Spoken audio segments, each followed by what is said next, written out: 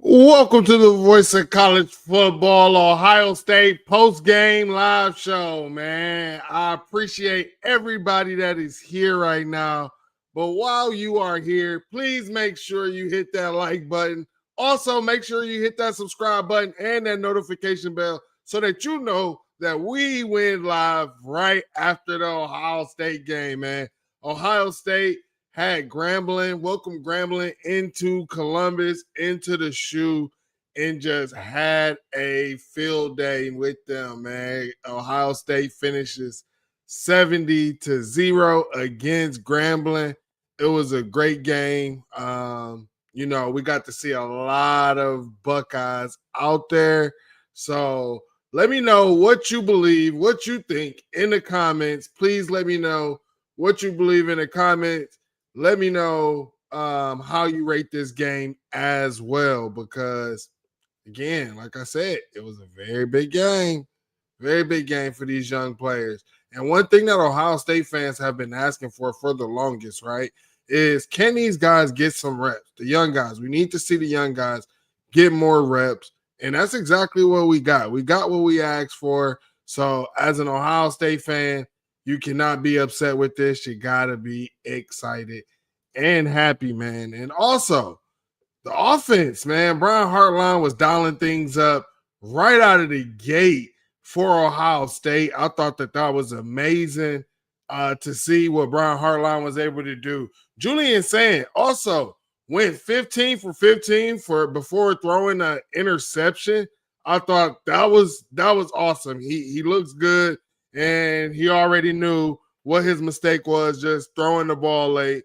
You can't, if you're late, you just got to throw it away or something like that, man. So shout out to Julian saying he had a really good game.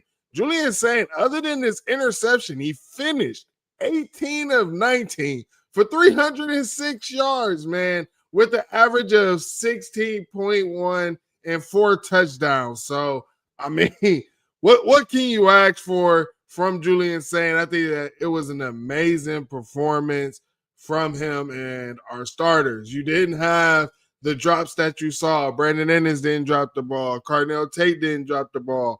Max Clare wasn't out there dropping. Jeremiah wasn't out there dropping. You got Jeremiah is our leading receiver this week. Last week against Texas, it was Carnell Tate, as he did previously against Texas. And now Jeremiah is our lead receiver with 5 receptions, 119 yards, 2 touchdowns with an 87-yard long play, man. And Ohio State tweeted that was our longest play in Ohio State history. And then you just think about all of the big plays and the explosive plays that have happened at Ohio State. And you're like, how can this be, right? I mean, I'm very confused how that was our biggest play. But again, shout out to Jeremiah. All he does is break records, man. Again, I appreciate everybody who is in the chat and watching us. And thank you for also retweeting. If you're watching on Twitter, make sure you hit that like button and that repost button. It definitely helps us grow and allows more people to be able to see and join in on the show. One thing that we didn't see last week was the running game, right? The running game was kind of not there, but you saw what, you believe C.J. Donaldson could possibly be in the run game. Hard-nosed runner will get those hard-fought yards, always going to fall forward as well, right? That's one thing that you get from C.J. Donaldson. So, again, he looked good in this game. He only got 5 rushes, which I like. I like the running back depth that we have, man. And that, to be honest, it was actually on display in this game. James People had 8 carries for 59 yards with a 7.4 average. C.J. Donaldson had a 9-point average. So at 9 yards a carry, I take it. 1 touchdown. Then you got Isaiah West. Even in scrub duty in the offensive line, I would say the offensive line in scrub duties was actually not looking that bad. They were also making plays and, allowed Isaiah West to be able to get 5.3 yards. But I'll say this, sometimes those the O-line might mess up or miss a guy here, and those running backs, they were getting those hard fought yards. So I love seeing that. But here's the crazy part. The running back that led us in the game was Bo Jackson. And it didn't really take long for you to be able to see the flash from Bo Jackson. One thing that we have talked about a lot is, hey, when are we going to see this flash from James Peoples? When are we going to see it? When are we going to see it? But soon as Bo Jackson just got on the field, he flashed right away, going in, scoring a touchdown. I can't see at the end of the game, Coach Locke pulled him, man, because it's like, hey, you can't be fumbling that ball over there by the end zone. That's not good stuff. But to be honest, I like what I see out of Bo Jackson, and to be honest, I want to see him more. And I want to see him more getting first team reps because the young man fights through contact. He's also another running back or a guy who's going to fall forward. I like his vision, his cutting ability. I think it's going to be very hard for you to keep Bo Jackson off of the field this year. So shout out to Bo Jackson. Shout out to the running game. We had 274 yards on the ground total, 38 carries with a 7.2 yard average and 4 touchdowns.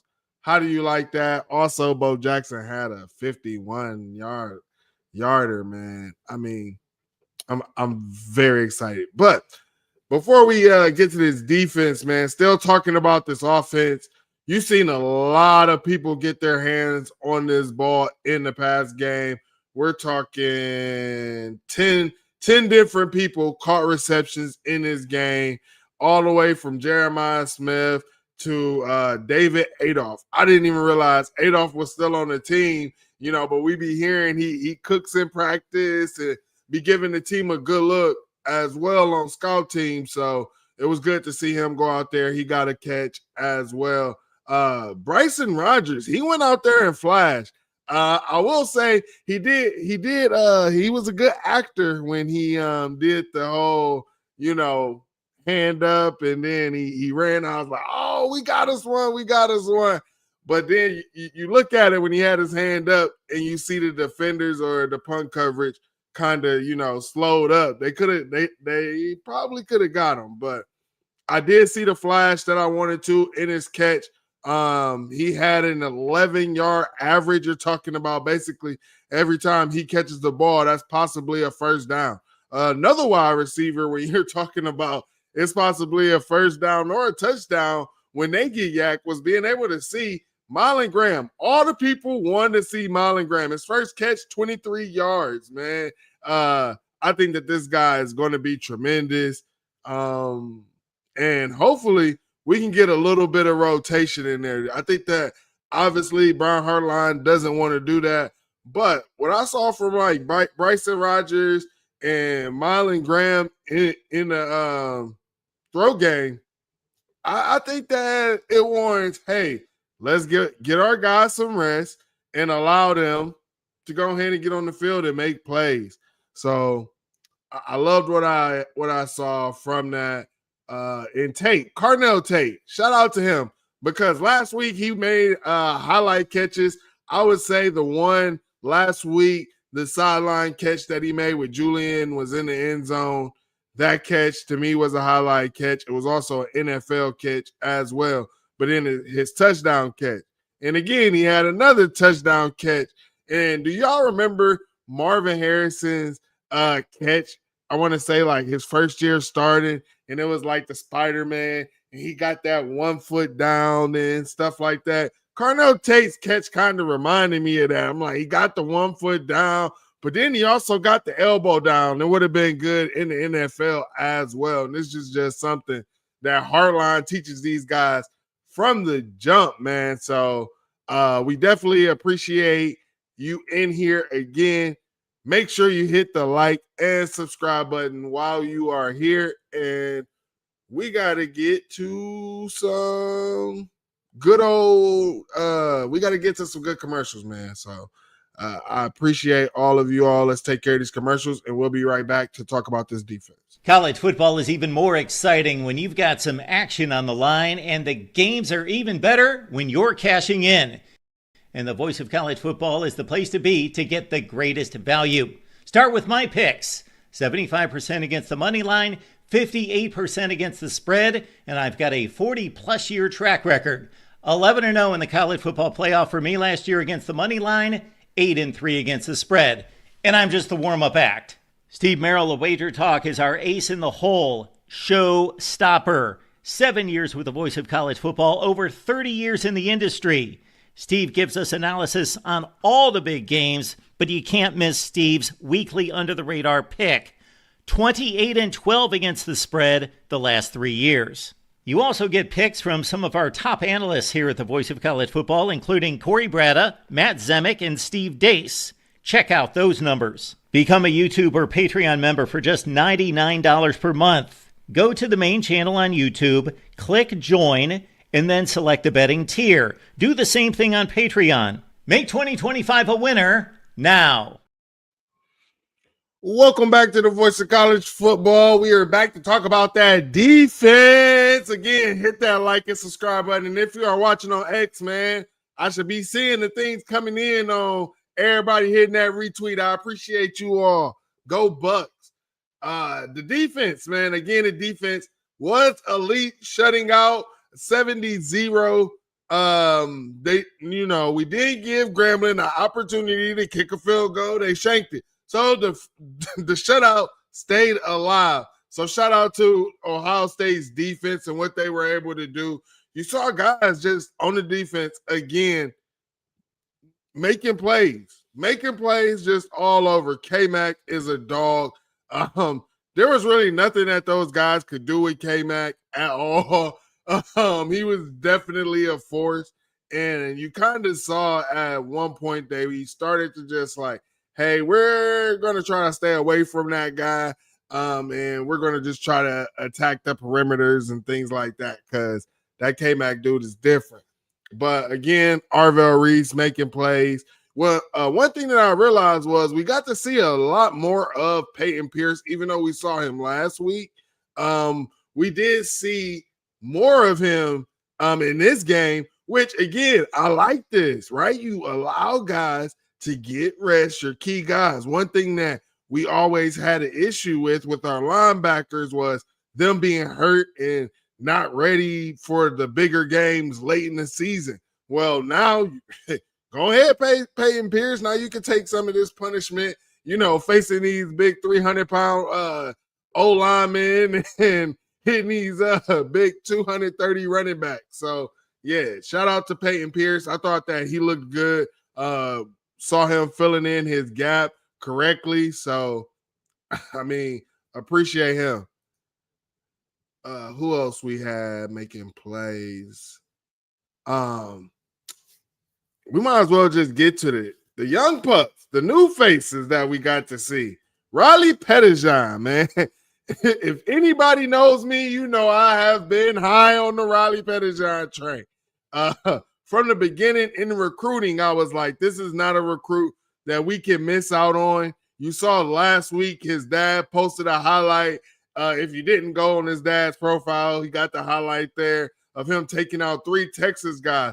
So I was telling my wife, I'm like, if he took out 3 Texas guys, what is he going to do to Grambling? And you just see him come out there, boom, K-Mac made a play, forcing a fumble, and Riley Pettijohn had the awareness. Boom, picked the ball up right away, run it back for a touchdown. And it's key to pick the ball up right away. If you don't, it's not like, you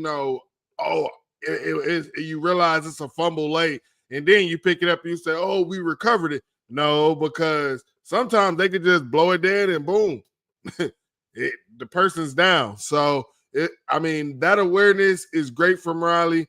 You saw him basically pick up a running back, and I think he also was in position to have an interception. Like Riley was just all over the place, and then I realized they just went ahead and was like, "Hey, Riley, we've seen enough. go ahead and sit this out. And then they allowed guys like TJ Alford to go out there. And, you saw flashes from him. I just think that this linebacker room and the development of James Laurinaitis and what Matt P is doing, and you heard the Downs to Business podcast and what Caleb Downs was saying about the catapult system where, they watch film on, and he said it's just way easier to be able to, navigate it, to watch or be able to break down the film or what they need and get to the film that he needs and things like that. So, I mean, you can see it's translating right on the field. And you wondered, we were like, hey, we seen a guy like Jeff Hafley come in and turn one of the worst defenses in program history into the number one defense, right? And then you saw hey, we was like, man, we got some guys, bro, like we should be better on defense. And we did get better. But it took a while. It took a while to look like the Ohio State defense that we were accustomed to. But the first year under this DC, Matt Patricia, he is going to work. So shout out to Matt Patricia and everything that he's doing. Another young bull, and I'm gonna call him an actor as well because he sold it so well. He had me up, hyped up on my seat, and we were in the halftime space on X. And if you are not a part of the halftime space, you need to get a part of the halftime space. So where, myself, Ryan, we hang out, we talk about what's going on at halftime, what we like, things like that. And then boom, you can follow us on over here to the post game right after the game as well. But, we were in the halftime space just talking, and we were like, man, who we gonna see? What, is Ryan Day gonna play these young guys? Or is Julian Saint just gonna have to go out there? And you saw the young guys just went out there. Riley Pettijohn went out there, scored, did the thing. And then, I was saying I want to see Aaron Scott, right? I want to see, has Aaron Scott developed? We've seen, some issues in technique, things like that. Has he developed? And man, he read a route perfectly, read the quarterback perfectly, and almost had a pick, man. Now he did drop it, but that's what I'm saying. It was some good acting because he sold it to me. I was jumping up. I'm like, yeah, that's what I'm talking about. But the instincts is good. Still got to come. The standard is catching that. This BIA, this best in America. So the standard is catching that. We're going to uphold the standard. But great job as a young guy. And the more and more reps that he sees, and the game just continues to slow down for him. Yeah, instead of him just getting the pick, it might be a pick six. And it's also just getting to see our DBs just. We look different. We look really different. Iggy again. Did anybody hear any penalties on Iggy? Let me know in the chat. Any penalties on Iggy? Because I don't think so. I ain't hear nothing, man. So what else? Also, Zion Grady. Ryan Day talked about, hey, just because you didn't see these guys in the Texas game, don't mean you won't see these guys in other games in the future. We are counting on these guys to be ready by middle of the year to the end of the year. And I have been telling you guys since the offseason that is what we were counting on. And Ryan Day went and told you that last week. And I believe that Zion Grady is one of those guys, man. I believe that we're going to have to get him ready. And I think he's going to be good pass rushing for the Buckeyes. He's just going to need more and more reps, and the more reps that he get, I believe the better that he'll be, because the game will, start to slow down for him as well. So shout out to Zion Grady. Shout out to those linebackers, the DBs out there. I mean, again, Lorenzo Styles was out there making plays. There were some, things that I say, like that screenplay that they got on him, he got to read that better.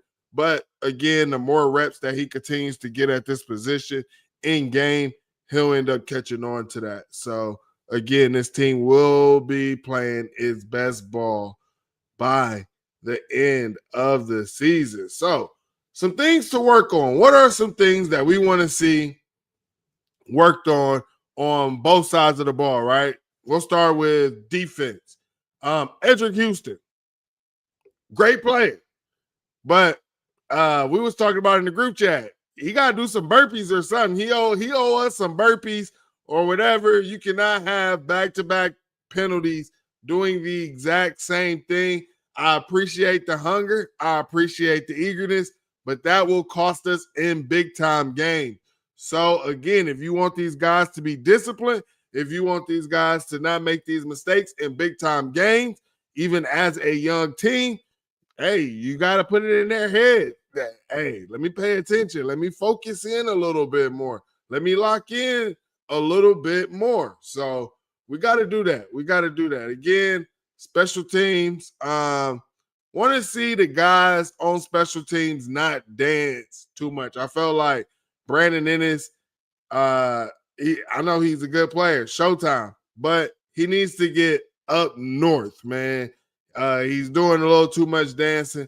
Definitely want to see him get up north and make some plays. And and also possibly, want to see some other guys back there. I want to see guys who can, I seen Marlon Graham. He can hit the one cut on guys. B-Rod, he can hit the one cut on guys. That's what you got to do if you're going to be, out there on special teams. You can't be out there dancing. You have to hit the one cut as a returner and keep it pushing. So, shout out to Ryan Day because, again, he allowed these young pups to ball out. We got to see Lincoln Keenhose. I say Lincoln Keenhose looked good. He settled in. He almost got a guy killed, but once he settled in, he started to look good. He just needs more reps. I think that we have a decent backup quarterback that can probably still lead the Buckeyes, man. I see you all in the chat. What is going on? I appreciate everybody in the chat, man. Again, make sure you hit that like and that subscribe button as well. My guy Garrison was supposed to be here with me, man, but, duty calls sometimes, man. Duty calls. Again, Ryan Day, we've had our largest margin of victory that we've had in 6 years. I was talking to the fellas and I was like, man, this offense looked as explosive as it did, I would say, back in like 2019, 2020. This team can definitely set some records as well. And another one, 10 touchdowns from 9 different players. I think that's amazing. You don't have to count on guys. And obviously one of those touchdowns is on that was just all on offense. That's not even no. Yeah. 10 touchdowns all from 9 different players. 9 of those are on offense, and one of those was on defense, man. And I believe, we can get some more. CJ Hicks, he continues to surprise me. That young man continues to make plays. He had a tackle for loss. Again, Zion Grady had a tackle for loss. Cade McDonald. Caden Curry. A lot of people was talking about Bo Atkinson. Is he coming? And, what's up with Caden Curry? Is he going to have a spot? And Caden Curry continues. Like I told you guys, since he got here as a freshman, we were using him as that fullback that we're using Nate Roberts. People don't remember this. Again, for some reason, this young man was always making plays and around the ball all the time. Caden Curry. So, again, him making plays, 2 tackles for loss. I'm not shocked. Shout out to him. Caleb Downs also. Tarvez offered, but like I said, things that we need to work on. Jermaine Matthews got to do a better job on your angles. We're coming on there for a blitz. You basically stay front side where the quarterback was able to see you the entire time and be able to make a move on you as well. So hopefully we learn about that, learn about breaking down and shooting. So and wrapping up. So I'm sure he's not going to want to miss that opportunity at all again, man. Brian Hartline again, just feeding everybody. Seemed like everybody was happy. Jelani Thurman, Wills Kazmarek looked like they went ahead and blessed him for all the hard work that he did in Texas. Putting hands on Colin Simmons. So shout out to Will Kazmarek with his touchdown reception as well. Jelani Thurman, his touchdown reception in the back of the end zone. I want to say Jelani probably had 2 catches, I believe.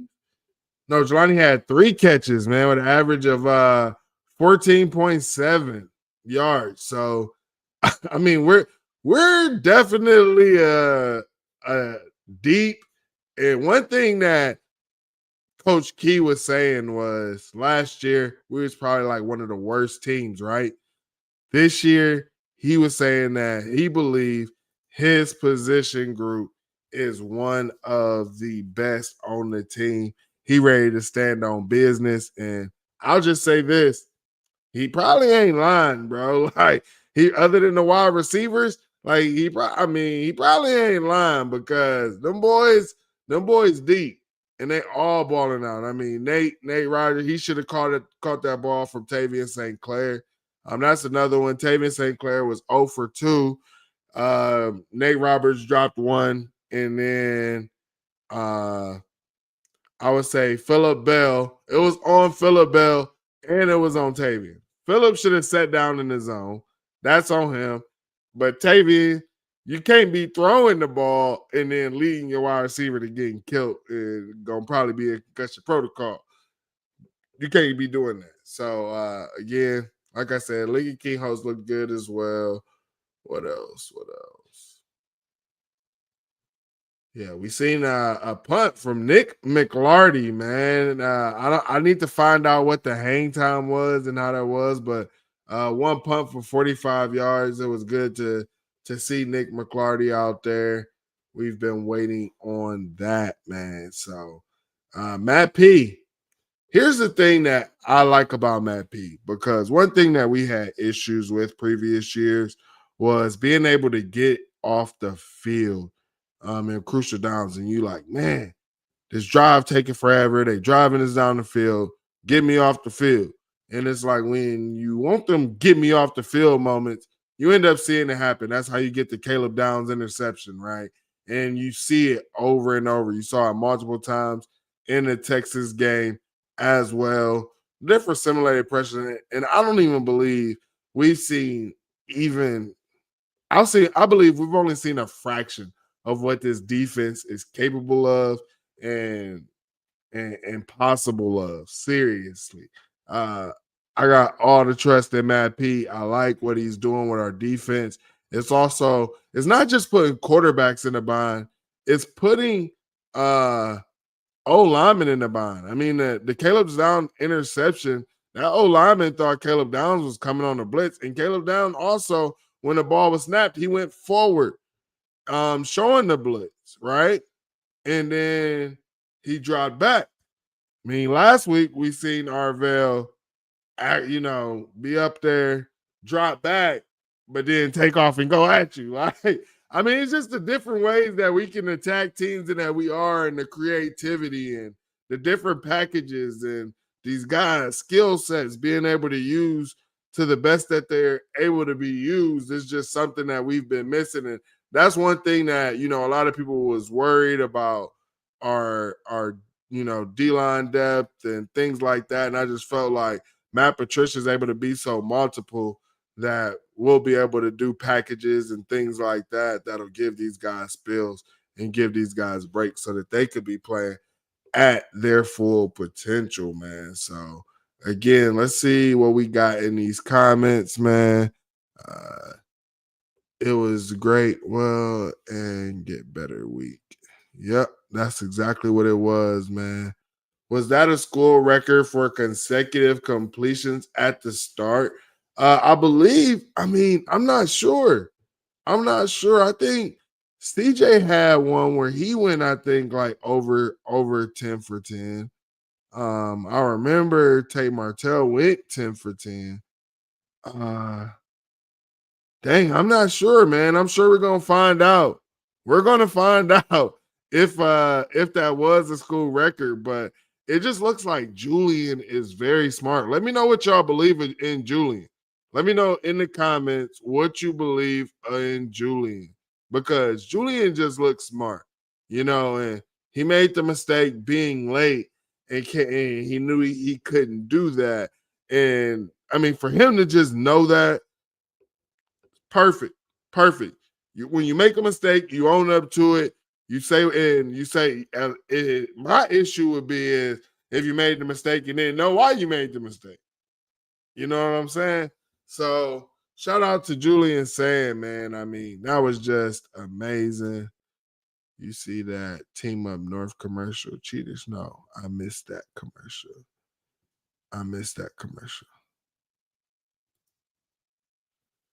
Dude, Michigan, who just saying? Yep. Team Up North has a game on, I believe, right now. I do not have the score of that game right now, but there's a lot going on around college football. I was able to see just a little bit of the Texas game. Arch still has issues throwing it in the dirt in a clean pocket, but he did have a much better game this week. So, I mean, that's the best I guess you could say. Arch is not who I mean, Arch, like I said, Arch, I think is going to be fine. He's just not what everybody, the Paul Feinbaums of the world, the Texas fans of the world, he's not what everybody hyped him up to be. Uh, he was 19 of 30, had an interception, 295 yards, for a touchdown. So, I mean, I believe that was good. 94.2 QBR. What was Julian saying's QBR? They didn't show it. They don't show his QBR. See, ESPN so biased, bro. I swear. Julian saying gives me Drew Brees vibes. I like that.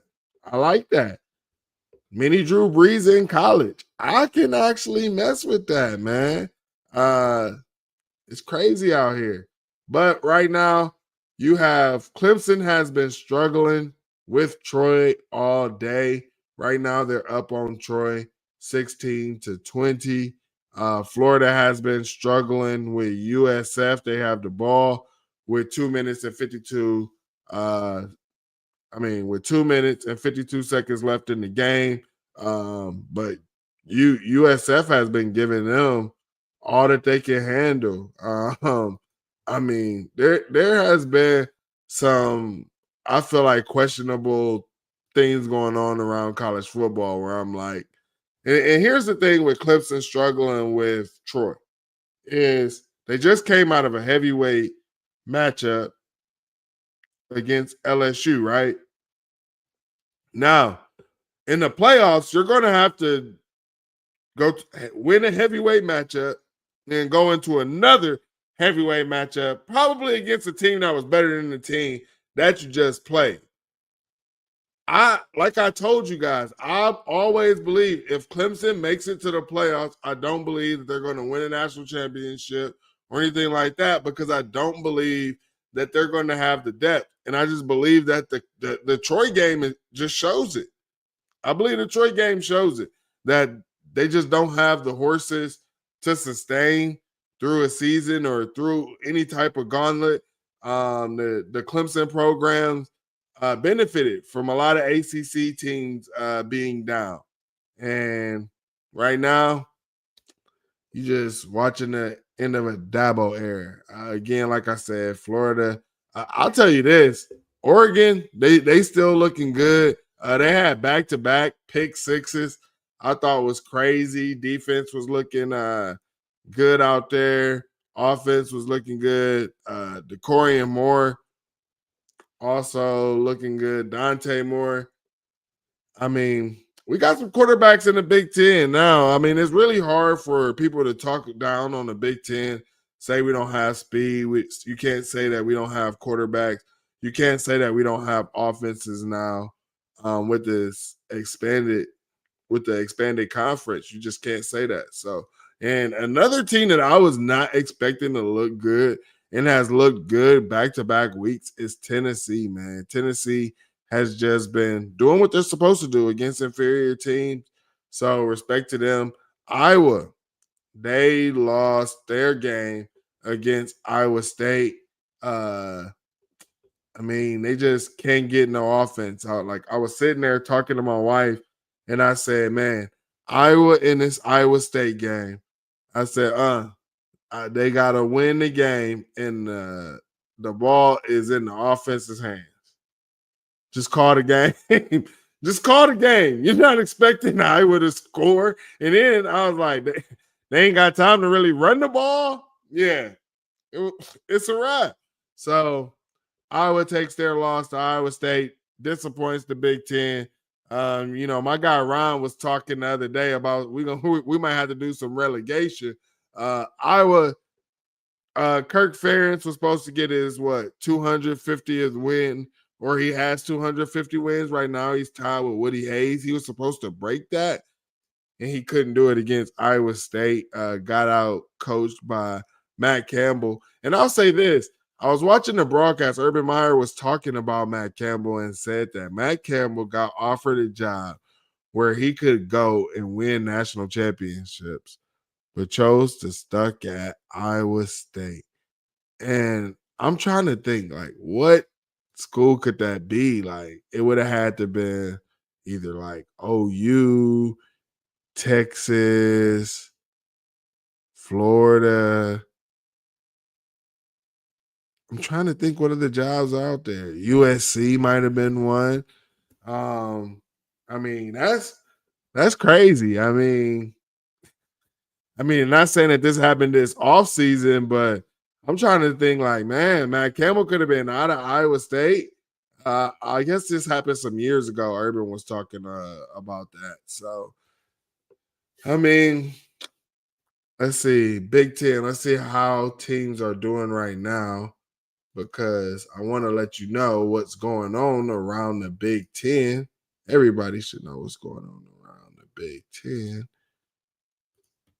Illinois had a good game against Duke. One thing that I saw was Duke went ahead and they gave Illinois all they could, and it was a good game for like the first half, and then in the fourth quarter, Illinois just went ahead, put it on them. Rutgers is winning their game handily.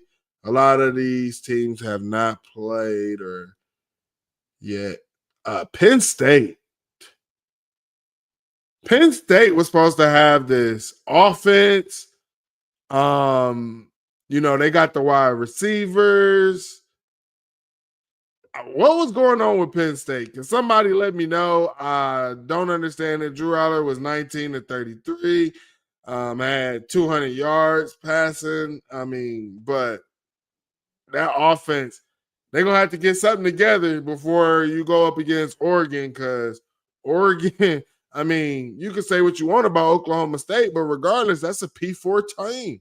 And they 69-3 them boys. 69-3 them boys. You went up against FIU and only put up 34. You was having issues. You only had 10 and a half and barely got that. Barely got the 3 points in the second quarter. Indiana went ahead, took care of business as well against Kenon State. Minnesota, the offense would look good. They went up against Northwestern State, FCS. Used to play in the Southland against Central Arkansas. Minnesota was looking underwhelming in the first quarter, but then, started tacking on two touchdowns each quarter, 14, come out with 42 points and 10. They don't pull up Miami. They ain't losing no Middle Tennessee, man. They ain't do that. Northwestern had a game yesterday. So, and then Maryland was in a dogfight with NIU for a bit until, again, the fourth quarter, where they just went ahead and pulled away and, put the game just completely out of reach. So, I mean, right now you got the team up north game is about to start. Michigan State versus Boston College. That is going to be a test. And I'm just letting you guys know about what's going around in the Big Ten because us as Ohio State fans, what is the goals? Beat the team up north, win Big Ten championship, and the ultimate, ultimate goal is to win a national championship. So, I mean, again, let's get it, Buckeyes. Let's get it. I like what I'm seeing out of my team. Next week, we go up against Ohio University. Hopefully, I have my guy Garrison here with me. And he don't leave me high and dry. No, I'm just playing. He got to take care of business. Me and him already talked about it. But we go up against Ohio University. We will be playing at 7 o'clock nighttime game. Yes, Buckeye fans, you finally get your nighttime game, but it's not for a primetime matchup. And it's also on your favorite network, the Peacock, at 7 o'clock. So if you don't have a Peacock, go ahead, make sure you get your Peacock services or you get with a friend. Probably don't plan on going to much bars because some of these bars are kind of boycotting Peacock. They're not trying to do it. I guess Peacock trying to charge an arm and a leg on them guys. So Ohio University, they actually gave Rutgers a really good game last week. Then they had a hard fought game against West Virginia. What was that today? They won 17-10. So you're talking about a G5, a MAC school out here beating P4 teams.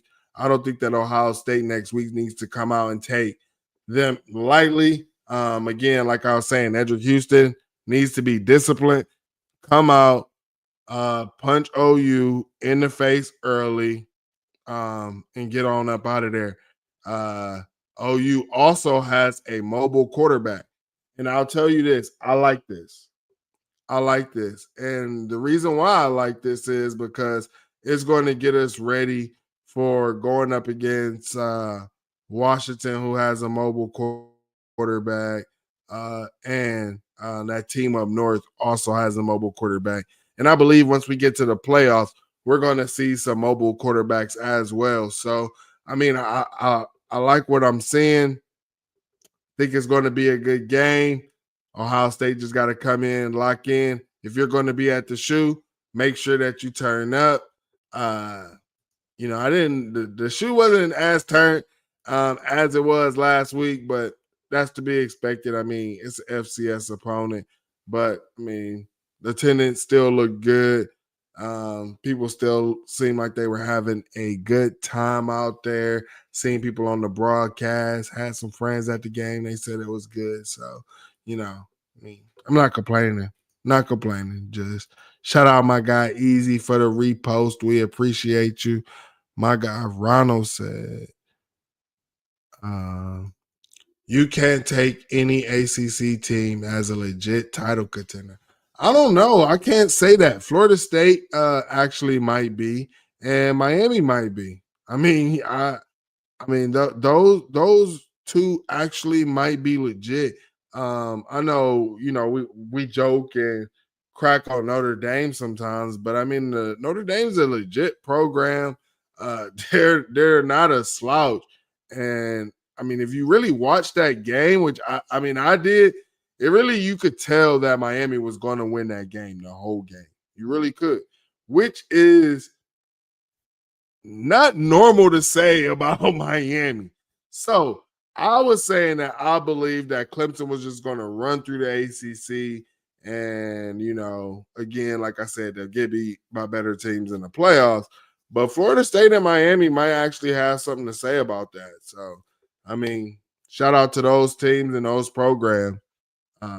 And my guy Ronald said, same old Penn State.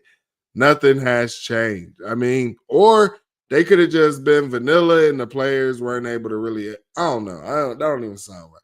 If you can't execute plays in the vanilla playbook or whatever, I don't know. Maybe they didn't. I don't know. I I mean, Jim Nose did his thing, as he always does against, you know,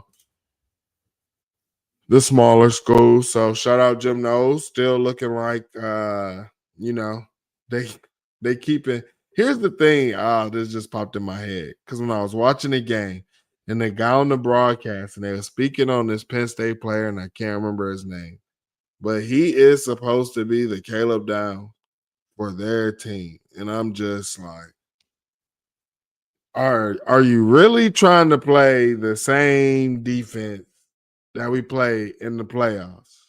Are you really trying to? Because I mean, I cannot wait for this game. I cannot wait for this game. I know it's gonna be jumping. I know it's gonna be rocking. Too bad it's not gonna be a night game because Big Noon ain't ish. But yeah, it's gonna be rocking, man. What is that? I want to see this defense put a back-to-back shutouts. I do too. I don't think that. I mean, it's possible. It really is possible. And to be honest, I just think that the guys need to be a little bit more locked in. I think that's the biggest thing. Be a little bit more locked in. I think we'll be fine. Yeah. But again, we take on Ohio University next week in 7 days. Make sure that you like and subscribe. If you like the post game and you want to check myself and Garrison out after every game, make sure you hit that notification bell. That way you get a notification every time we post a video or we go live. You can catch Garrison Mondays and Thursdays for the Ohio State primetime show at, I believe, 7 o'clock Eastern time. And then you can catch myself and Terry for the world famous Buckeye show at 7:30 every Wednesday. Also, Mark has his show on Wednesdays, I believe, at 11 a.m. Yep. Wednesdays at 11 a.m. Also, check out the college football show late night, Monday through Saturday, 10 p.m. Check that out, man. Mark always doing work, man. And we got to get this Buckeye Brigade back, man. I need to talk. I've been missing my guys. I need to talk to the guys, man. So, yeah, we got to get this Buckeye Brigade back. But I appreciate you guys. Thank you again. Make sure you hit that like and subscribe button. It costs you nothing. It's free, helps us out. And again, I appreciate you all. OH, IO.